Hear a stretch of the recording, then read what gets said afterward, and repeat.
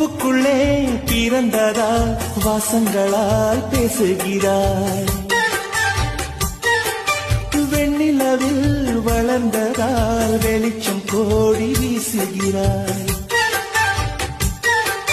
மங்கையின் கண்ணத்தில் மஞ்சளின் வண்ணங்கள் வந்ததும் எப்படியோ, மாலையின் நெய்யிலும் காலையின் நெய்யிலும் சேர்ந்ததால் இப்படியோ.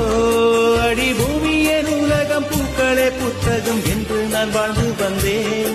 இன்று பெண்களை நூலகம் கண்களே புத்தகம் உன்னிடம் கண்டு கொண்டேன். புன்னகையே போதுமடி பூக்கள் கூட தேவையில்லை.